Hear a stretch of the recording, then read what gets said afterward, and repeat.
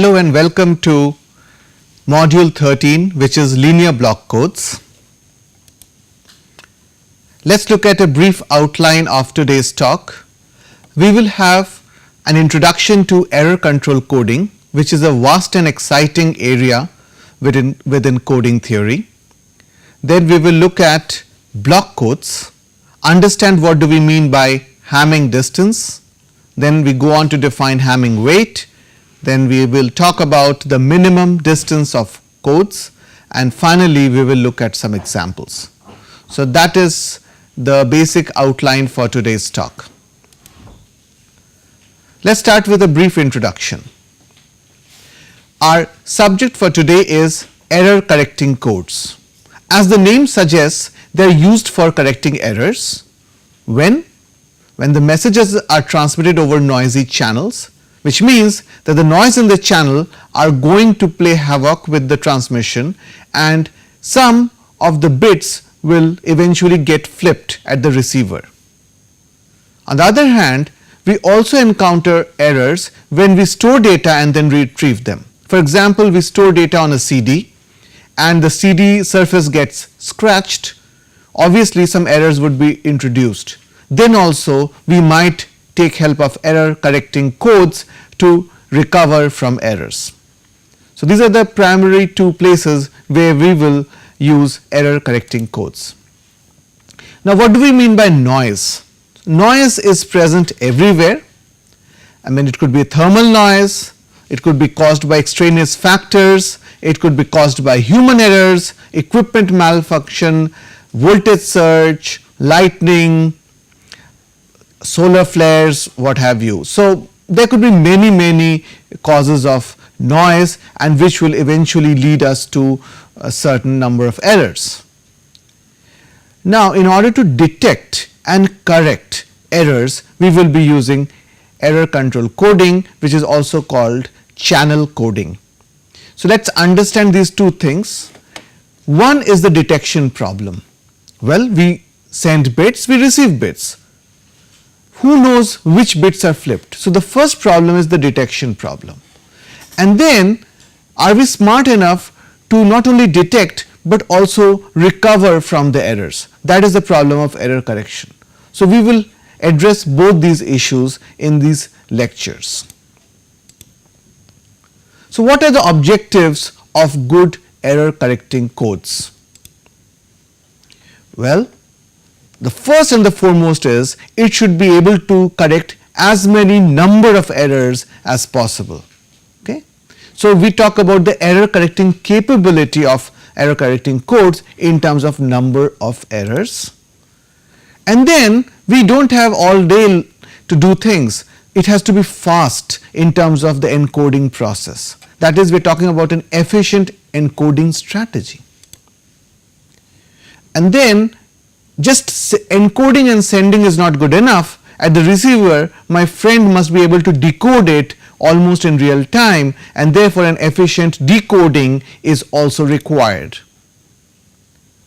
And then it should be observed that we should be able to transfer maximum information per unit time. That it is not that we send a lot of coded message, but the actual information content is minuscule. So we must be able to send meaningful quantities of information when we do error correcting codes. So all of these may not be satisfied at the same time. Some of these constraints could be contradictory. Now we start with one of the foremost requirements of an error correcting code. Let's see how redundancy can help combat the effects of noise or errors, because noise would eventually lead to errors. So let's begin with a simple example. Let's talk about the normal English language that we use. This language that has evolved has a lot of redundancy built into it already.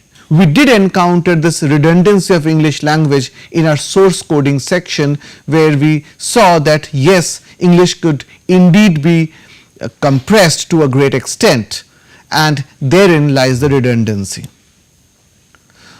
So consider the following sentence. So, I will not read it out, but you just have to observe and see what does it make any sense. Well, it looks like English, it has the English alphabet and it has some words, but it appears that some of the words are in error. Okay. So, let us go and look at it a little bit more carefully. It is the same sentence with some errors, and if we will try to make sense out of this seemingly meaningless or at least erroneous sentence. So, due to our familiarity with our language, we may probably start guessing. So, the first step that we did was detection. So, we detected there were errors. Now, the question is, can we act smart and recover from these errors? And we would probably try to guess the first word, and it appears to be coding, and second word is theory. So, it helped me combine these two words and I get coding theory is and this is again a difficult word, but I can guess it to be an interesting subject. So, I come back with a recovered sentence like coding theory is an interesting subject. Here we use the everyday inbuilt redundancy of the English language to construct back the original message. It is a very simple example how redundancy helps us recover from errors.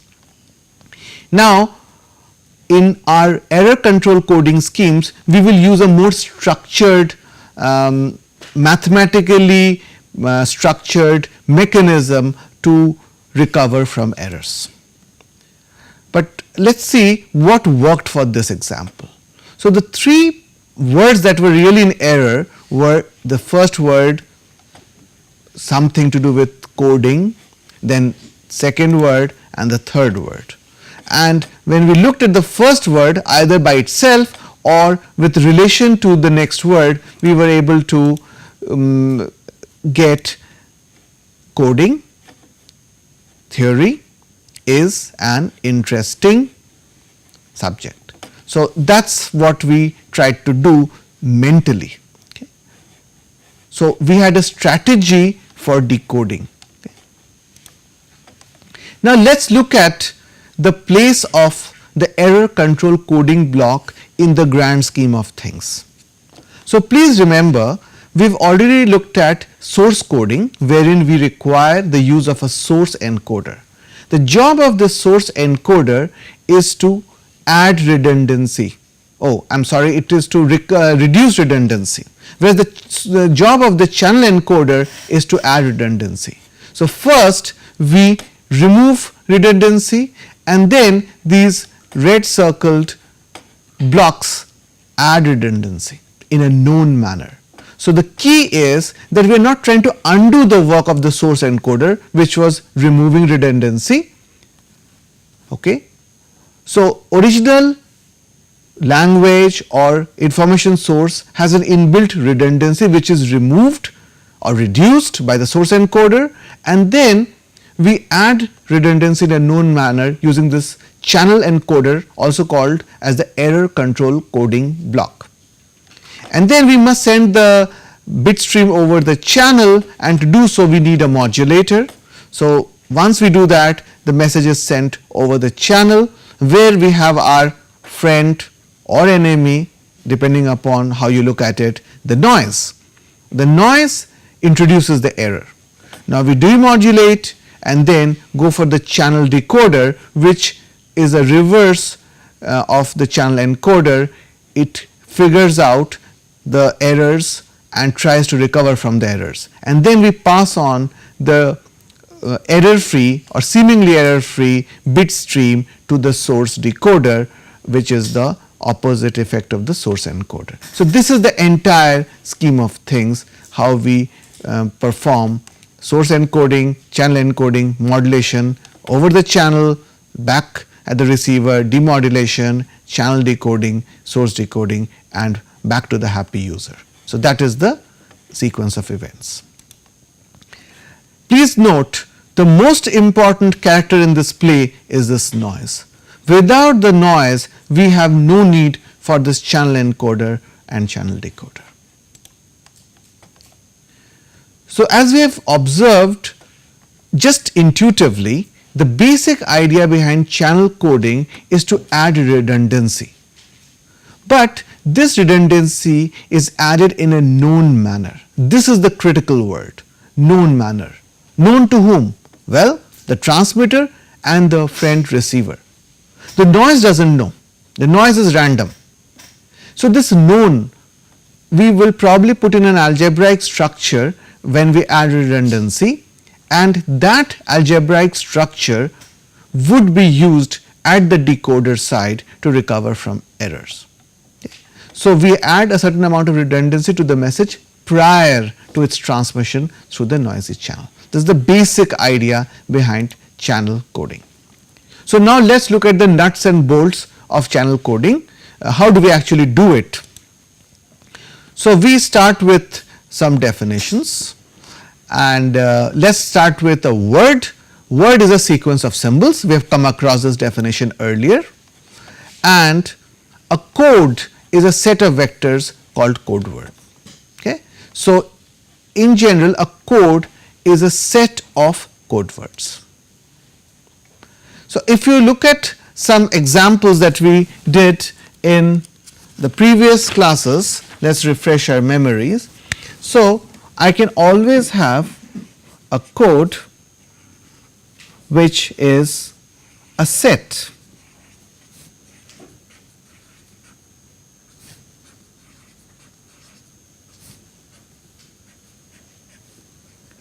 So, here I write out a set of code words.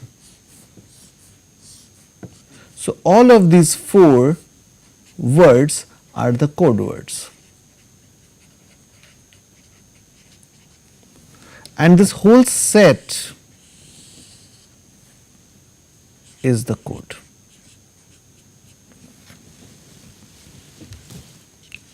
So, we go back to our slide and we start defining some properties of code words. So, let us start with the first definition. So, you are looking at the slide now. We talk about the Hamming distance. The Hamming distance between 2 code words is a number of places the code words differ. So, please note it is a number of places, hence it has no units. So, this distance has no units. So, the Hamming distance between 2 code words C1 and C2 can be denoted by D C1 comma C2. So, that is the notation. Let us look at an example. So, D, that is the Hamming distance between 10110 and 11011 is 3. Okay. How does it come? Well, let us look at these 2 code words. Okay. So, 10110 and 11011. We try to see whether the first location matches. Yes, it does. The second location, no, there is a difference. What are we trying to find? The number of places the code words differ. So, I have marked the place number 2 with a blue because it differs, and so does number 3. Location number 3 is a 0 here, it is a 1 here. So, again I put a blue, and then 1 1 they are same. So, it is 1, and then again this last location is different. So, I just can superimpose and see that okay, it differs in location 2, 3 and 5. So, now I separate it out and I can say that the Hamming distance is actually 3. So, I have been able to find out the number of places these 2 code words differ.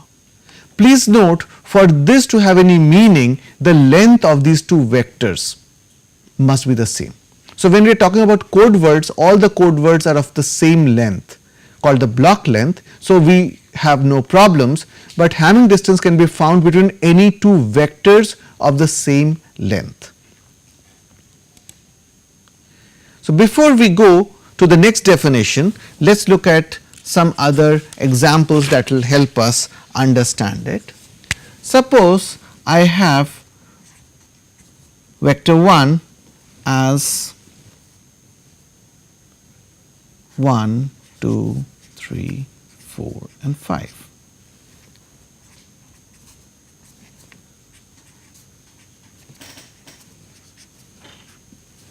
So, I have vector 1 C1, vector 2 C2 and then they are of equal length.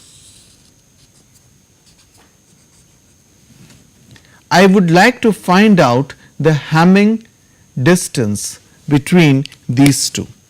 So, I compare the first one and I say, oh, this is different. So, 1, this is different, 1, this is same, so 0, this is different, 1, this is different, 1. So, the Hamming distance d between C1 and C2 is equal to 4.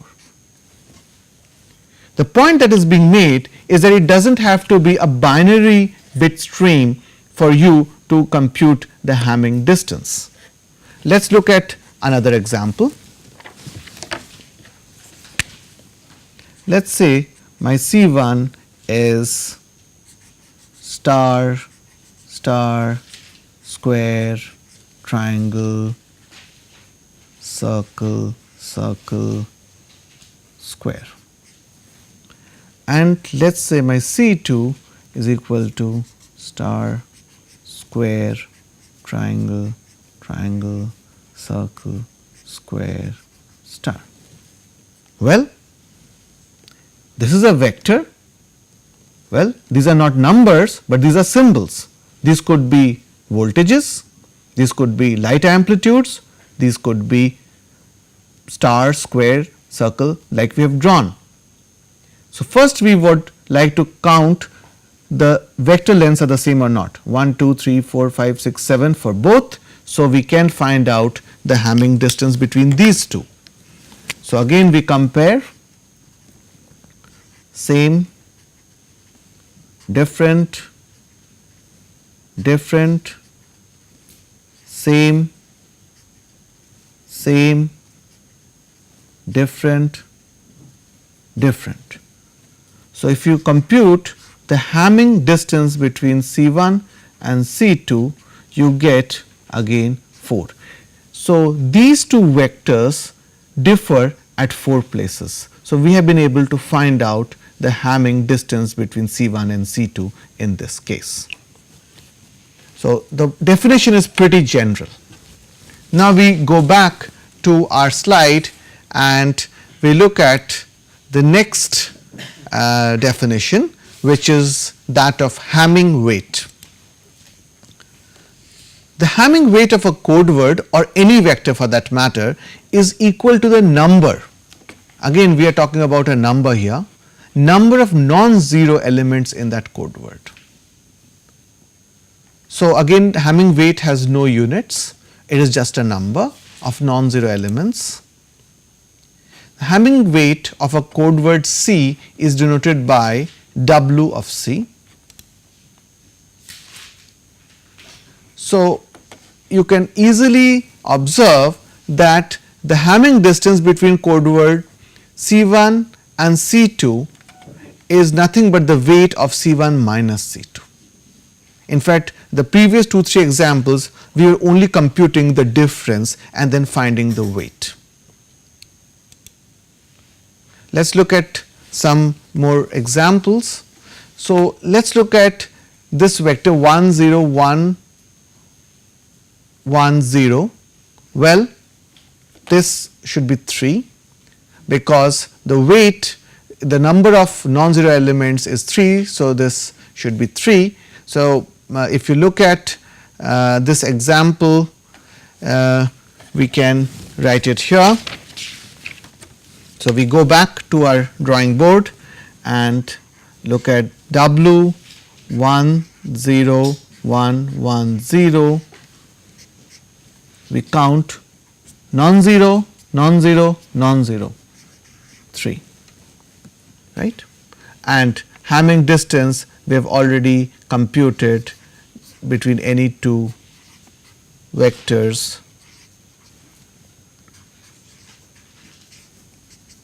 Can find out the Hamming distance.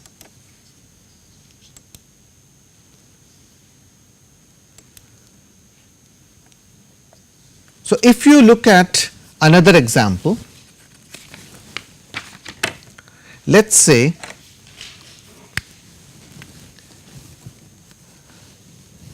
we have C1 is equal to 1 0 1 1 1 0 0 1 and C2 is equal to 0 1 1 1 0 1 1. We have to make sure 1 2 3 4 5 6 7 8 1 2 3 4 5 6 7 and 8. So, they are of the equal length. If you find out C1 minus C2,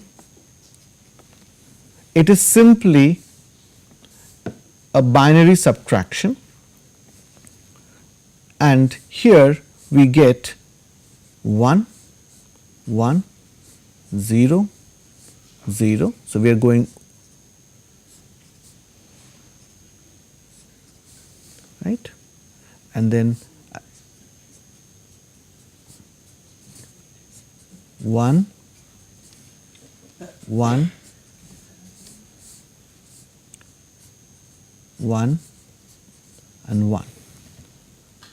So, if you see that the difference actually tells you the number of places they are individually different. Each of this is an element of this vector. So, if you find out the weight of this vector C1 minus C2 is 1, 2, 3, 4, 5, 6, the non-zero elements should be the same as the distance between C1 and C2. Okay. So, this is what we mean by the Hamming distance between C1 and C2 is nothing but the weight of the difference of the two vectors.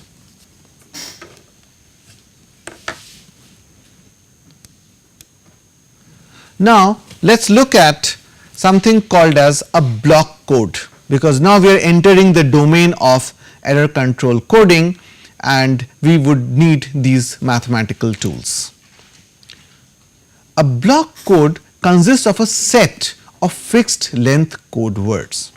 So, clearly we already know that code is a set of code words. Now, we are introduced this new adjective block. So, block code consists of a set of fixed length code words, and what is this length called? This length is called the block length and it is typically denoted by n. Thus, a code of block length n consists of a set of code words each having n components. Basically, it means each code word is n symbols long. If it is binary, then it is n bits long, but nothing forces us to make it only binary. Now, block code of size m defined over an alphabet with q symbols. So, here we are talking about non-binary block code is a set of m query sequences each of length n. All right. So, if it is ternary, then your code words will consist of 0, 1 and 2. If it is quaternary, it will consist of 0, 1, 2 and 3. Okay. It could be hexadecimal, it could be decimal. So, you can have query sequences representing the code words. Binary case, q is equal to 2 and therefore, it is called bits. Bits is like bi for binary and ts for digits, and therefore, this together forms the bits, and therefore, it is called the binary code. So, in general, we can have a query sequence, but one of the most popular forms is the binary code, and most of the time we will look at binary codes. But please remember, they are not the only kinds of codes possible. So, m is equal to q raised to the power k, What is this k? It's some integer and we will explain the physical significance shortly, and this is called an n comma k code. So, let us go back to our drawing board and where we have our error control correcting block. So, we call this a channel encoder. The job of this channel encoder is to add redundancy. So, input is of course a bit stream and output is also a bit stream, but it has additional bits involved. Suppose this channel encoder starts with k bits and after adding redundancy it makes it n bits. Then it is using an n comma k code to do so. So, an n comma k channel code takes in k bits and converts it into n bits. So, typically k is less than n.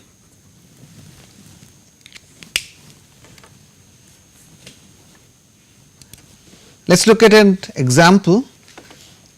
Let us talk about this code C, which is a set of code words. It is a block code. Now, what is the block length? So, we count 1, 2, 3, 4 and 5. Each one has a length 5. So, the block length n equal to 5 for this code. Now, what is the practical significance of this? So, what if it is a set of code words? What can we do with it? Well, this code can be used to represent 2-bit binary numbers as follows. So, this error control code takes in 2 bits, 2 uncoded bits and maps them to the code words as follows. So, 00 is written as 00000. So, 2 bits become 5 bits. Sure, we have added redundancy. 01 could be 10100. Who told me to do this? Well, this is my particular code. Similarly, 10 becomes 1110 and 11 becomes 11001. Now, let us make certain observations. The set, the size is 4.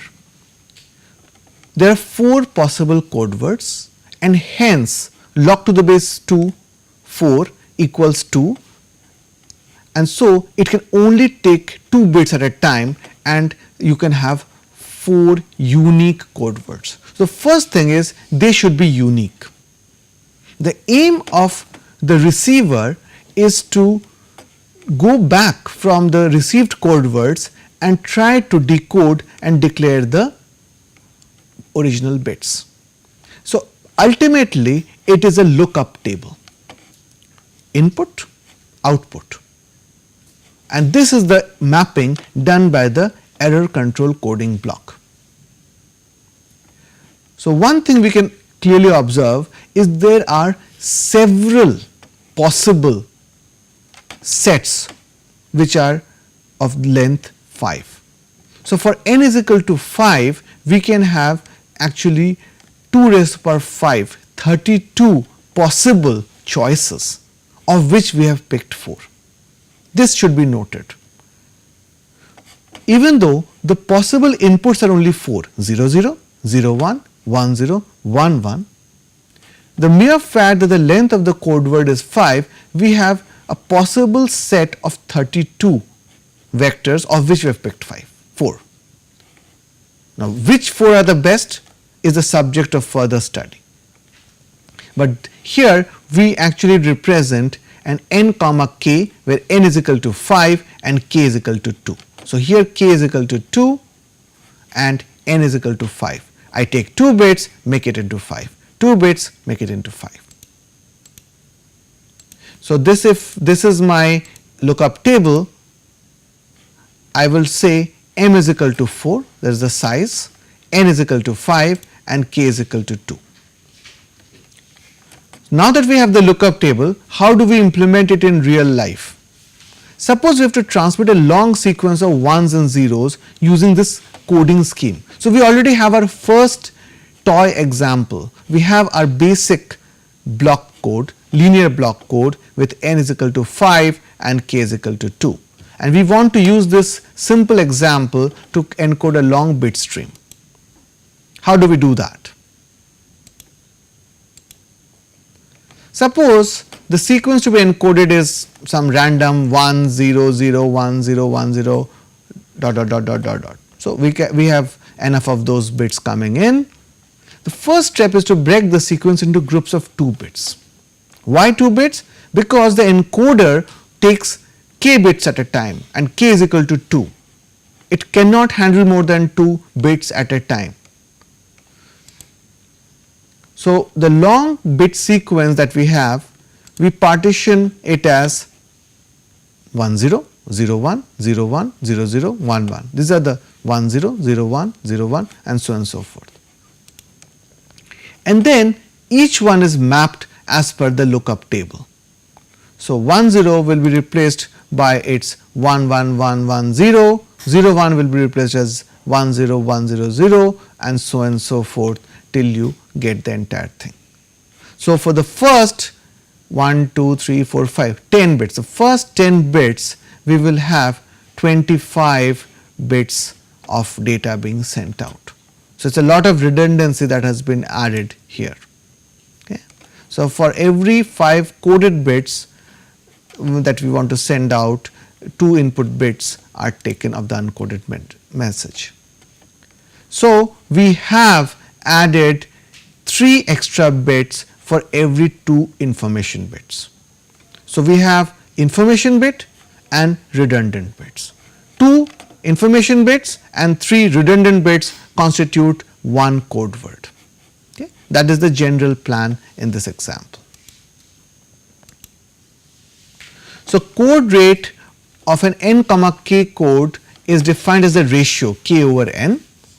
Clearly, k is less than n. So, code rate must necessarily be less than 1. Okay.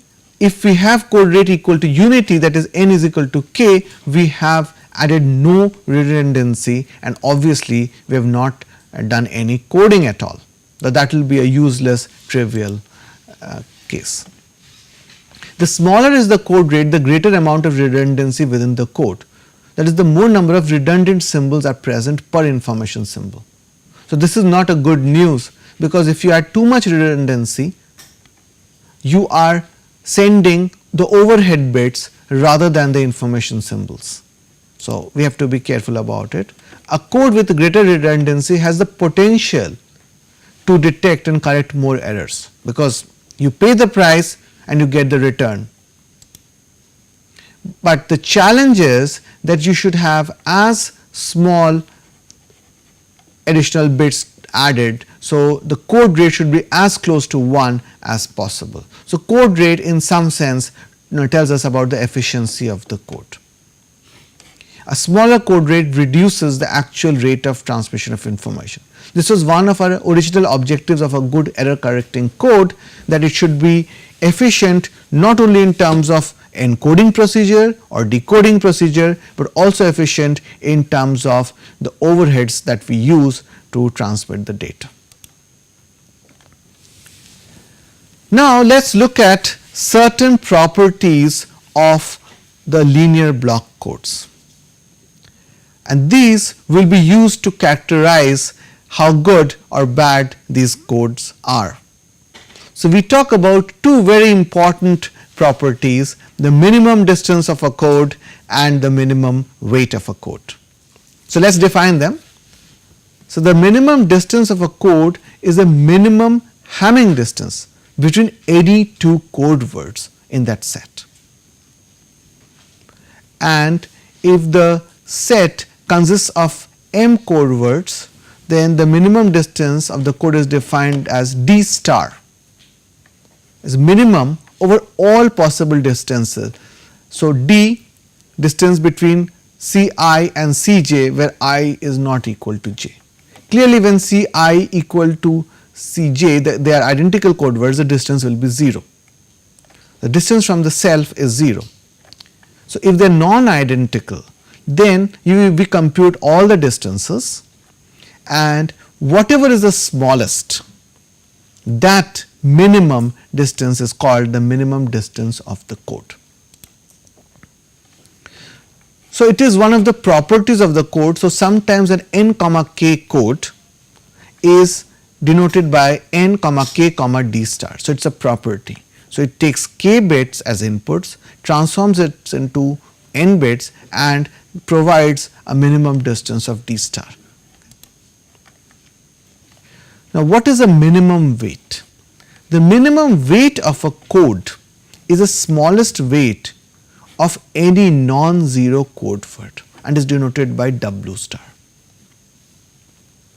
So, if there are m code words in this code, remember code is a set of code words, then we find out all the weights, Hamming weights of the code words other than the non-zero code word, and the minimum of those weights is called the W star.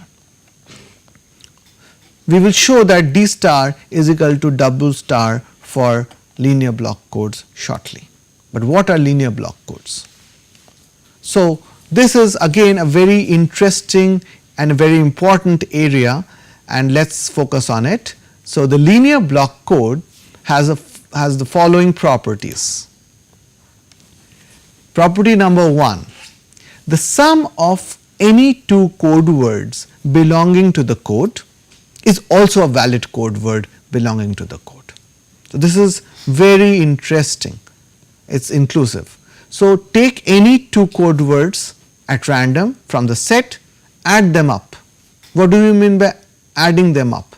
Well, the addition operation needs to be defined. For binary, let us say it is just XOR operation, which is the addition operation. So, sum of any two code words is also a valid code word. Property number 2 of a linear block code, the all zero code word must be a valid code word.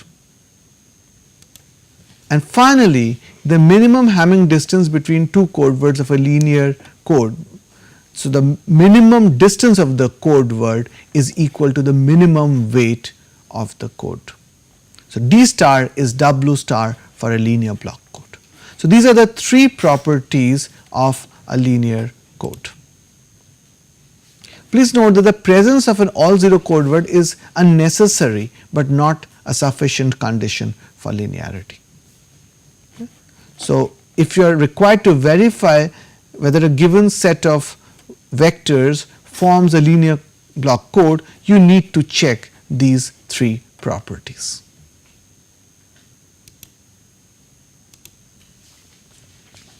So, let us look at this example.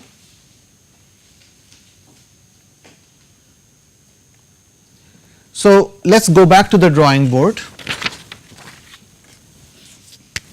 and look at this code C equal to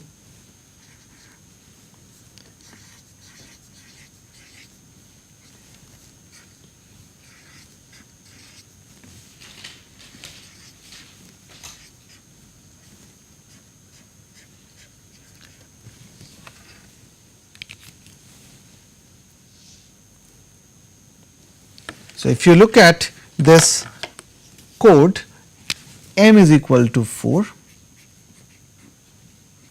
n is equal to 4 and k is equal to 2. Now, we would like to verify whether it is a linear block code or not. That is our question. So, first let us see whether the all zero code word forms one of the valid code words. It is true. So, property number 1, all 0 code word.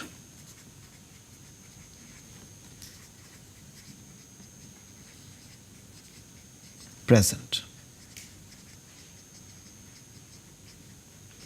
Okay. So now we look at the second property, which says that sum of any two code words is a valid code word. Now how many sums are possible? Well, this plus this, this plus this. So basically you have 4 choose 2. Right.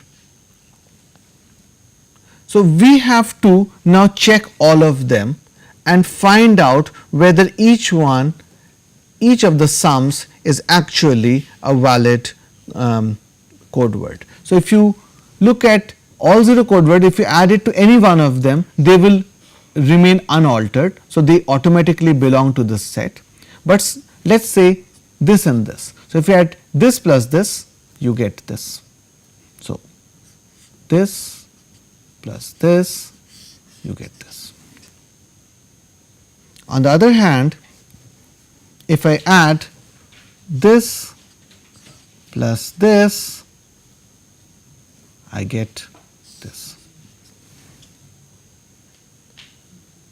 So I can add any one and I can verify that it falls back into one of these 4 vectors. So we have sum of any two code words is a valid code word.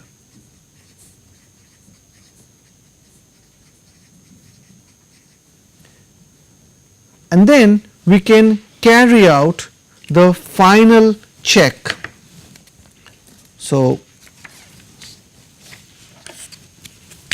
we look at our code again 0 0 0 0 0 1 0 1 1 0 1 0 1 1 1 1, and if you look at the minimum weight of the code, which is the weight of the non-zero elements, so this has weight equal to 2, weight equal to 2, weight equal to 4.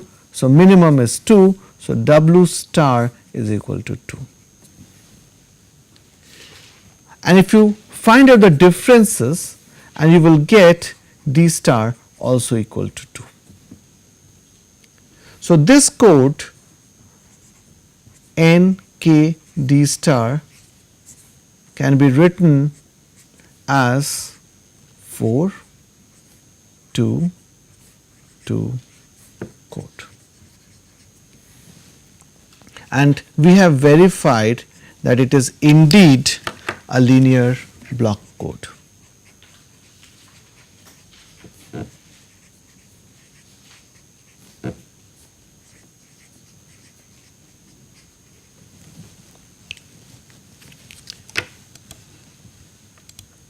So now we come to the summary of our talk. We started with a brief introduction to error control coding. Why is it important? What are the good properties expected from error control codes? We then looked at what are block codes. We defined what do we mean by Hamming distance and Hamming weight, and then we looked at how they can be used to determine the minimum distance of the code. In subsequent lectures, we will talk about how important is this minimum distance of a code, and it actually tells us how good the code is, what is the error correcting capability of the code. All of it will get linked to the minimum distance. So this quantity will become one of the single most important parameters to judge how good the code is. The other one will be, of course, the code rate. And then we looked at several examples to better understand these concepts. So with this, we come to the end of this lecture.